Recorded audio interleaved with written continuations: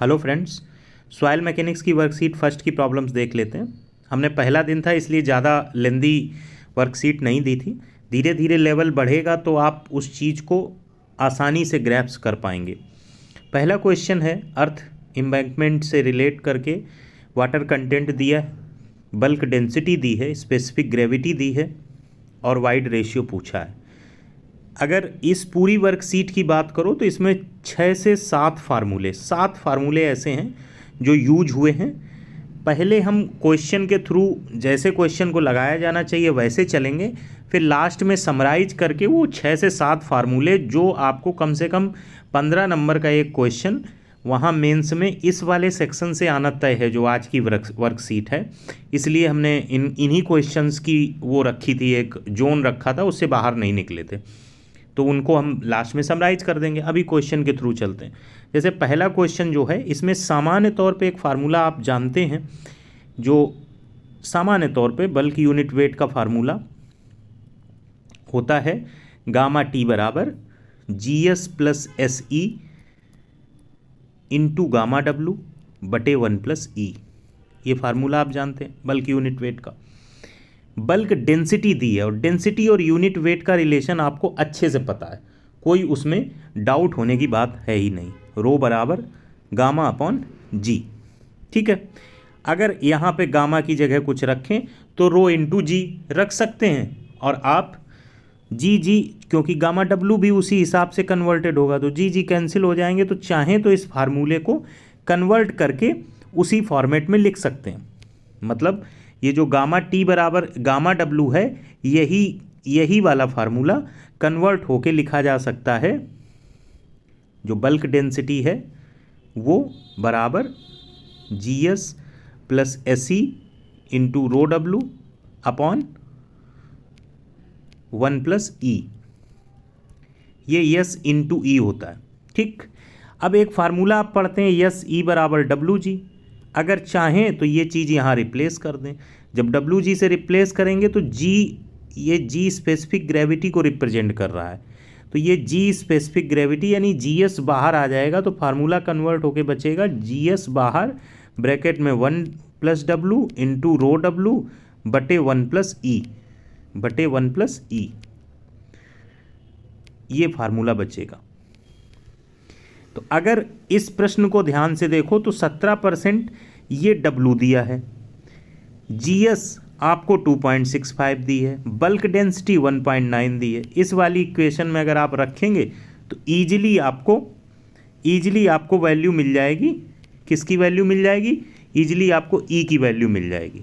वो कैलकुलेट करेंगे तो आपको E की वैल्यू मिल जाएगी, जो कि लगभग 0.63 आएगी। चलिए अगला क्वेश्चन ध्यान देते हैं।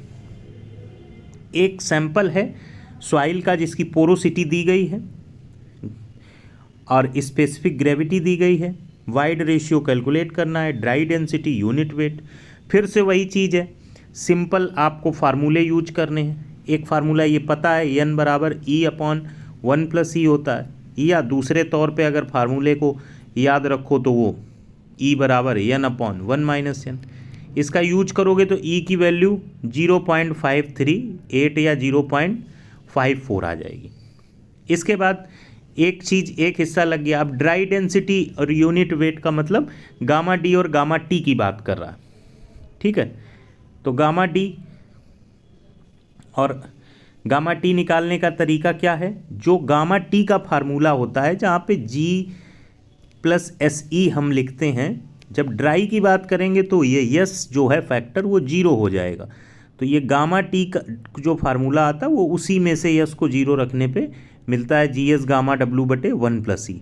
अब अगर इस वाले फार्मूले को देखो तो ई तुम्हें पता चल चुका है, GS इसमें मेंशन है 2.67, गामा डब्लू आप जानते ही हैं, वैल्यू रख दें तो गामा डी की वैल्यू 17.025 के आसपास आ जाएगी, और गामा टी उसी अकॉर्डिंग आप कैलकुलेट कर लेंगे। अब गामा टी जब कैलकुलेट करेंगे तो इस बात का आपको ख्याल रखना होगा कि सॉइल 50% सैचुरेटेड है, 100% सैचुरेटेड है। इसका कैसे मतलब इस बात को कैसे समझा जाए? तो वही सामान्य सी बात है कि गामा टी जो होता है वो G प्लस SE होता है, जहाँ यस इस बात की अब डिग्री ऑफ सेचुरेशन है, यानी अगर 50% सेचुरेटेड है तो यस की जगह आप 1/2 रख सकते हैं या 0.5 रख सकते हैं, एक ही बात है। और 100% में यस की जगह 1 रख सकते हैं। बाकी वैल्यूज आपको पता ही हैं, तो हमें गामा टी दोनों के रेफरेंस में मिल जाएगा, जिसकी वैल्यू 18.75 और 20.46 आएगी। तो इस हिसाब से यही फार्मूला यूज हुआ है। आगे बढ़ते हैं। अगला क्वेश्चन है, a soil sample in its natural state has when fully saturated a water content आपको दिया है। चलिए, determine the void ratio and the total unit weight. GS की वैल्यू दी है, टोटल वेट ऑफ वाटर भी पूछा है।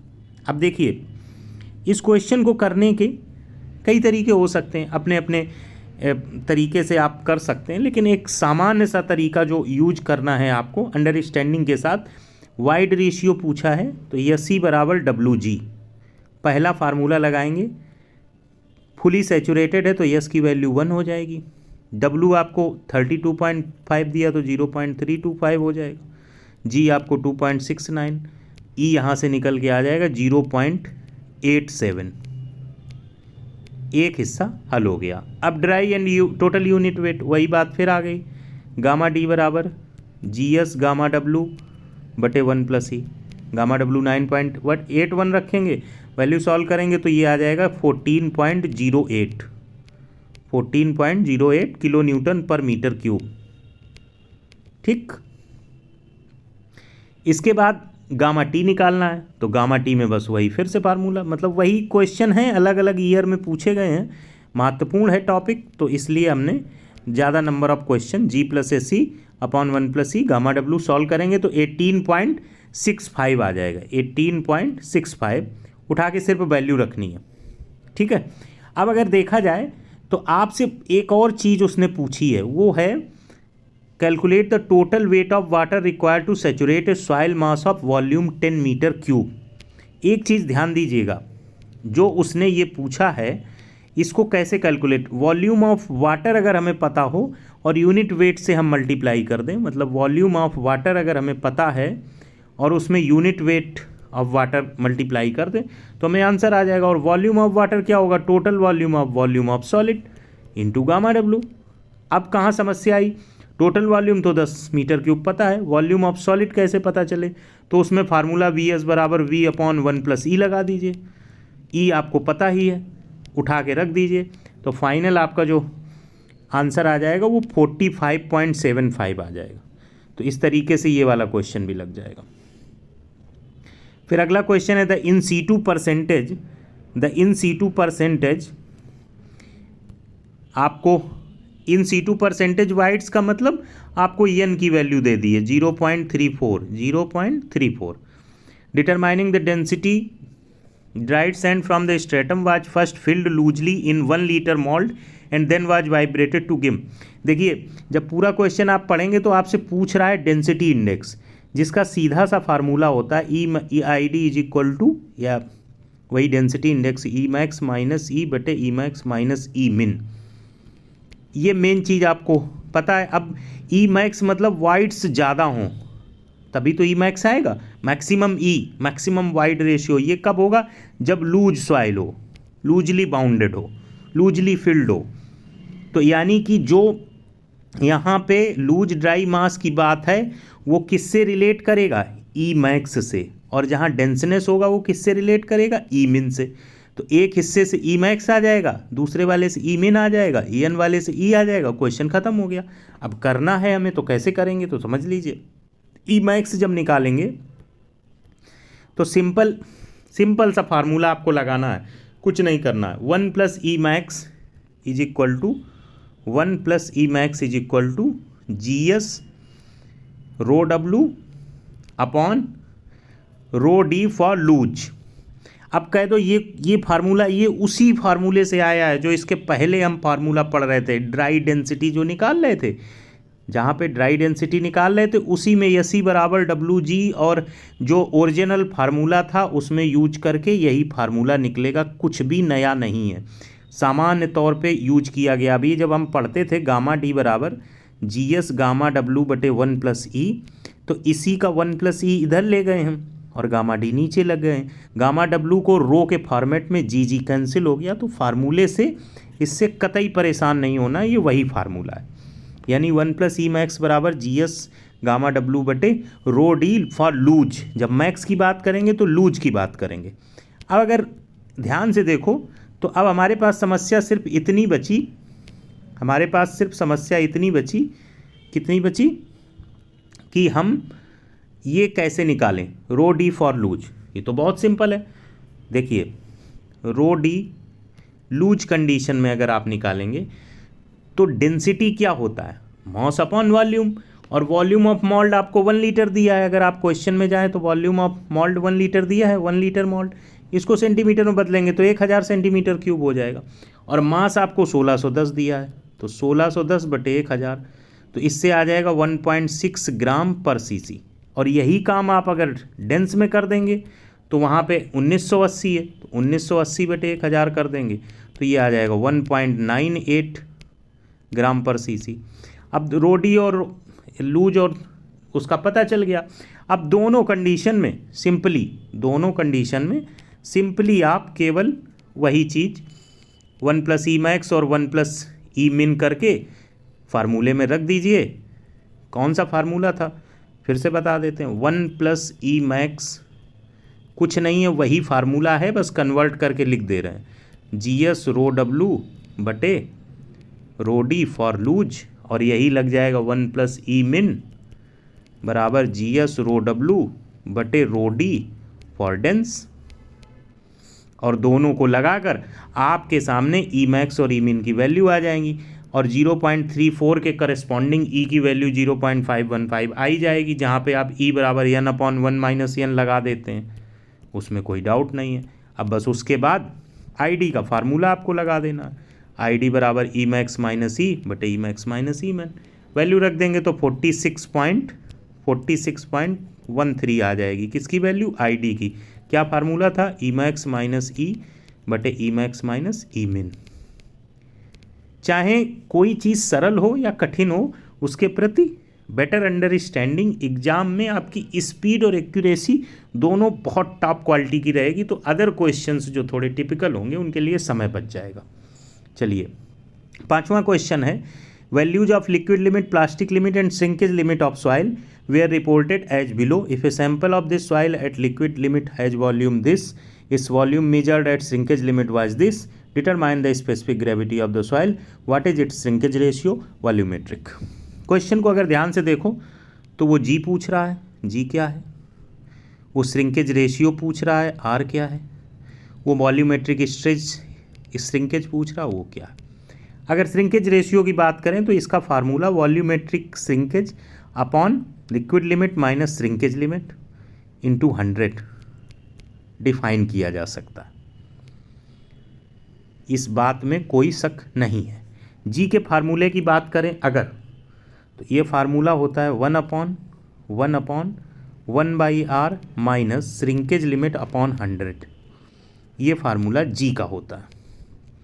अब क्या बचा, यहाँ से वॉल्यूमेट्रिक श्रिंकेज आ जाएगा, ये मतलब वॉल्यूमेट्रिक श्रिंकेज को तो अभी नहीं हमने डिफाइन किया है, वॉल्यूमेट्रिक श्रिंकेज हो जाएगा, ये दो फार्मूले हो गए। अब अगर वॉल्यूमेट्रिक श्रिंकेज की बात करें तो volumetric shrinkage can be defined as, वैसे V1 माइनस VD बटे VD इंटू 100 होता है, यहाँ के केस में V1 will be treated as volume at liquid limit, VD will be treated as volume at shrinkage limit, और VD यहाँ पे श्रिंकेज लिमिट हो जाएगा। तो 40 में से 23.5 आप घटाएंगे और अपॉन 23.5 करेंगे तो VS की वैल्यू आपके सामने निकल के आ जाएगी, और उसके आधार पे आप R की वैल्यू निकाल लेंगे। तो VS की वैल्यू जब आप देखेंगे तो it will come out to be 70.2%, 70.2%। Value रख लीजिए, डिवाइड कर लीजिए, समझ में आ जाएगा।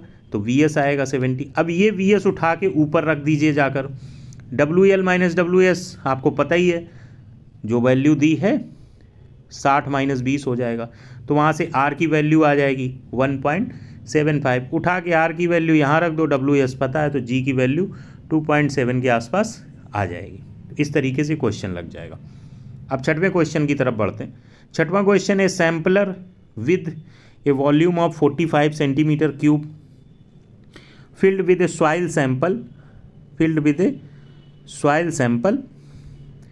when the soil is poured into a graduate cylinder, it displaces 25 centimeter cube of water. What is porosity and void ratio of the soil?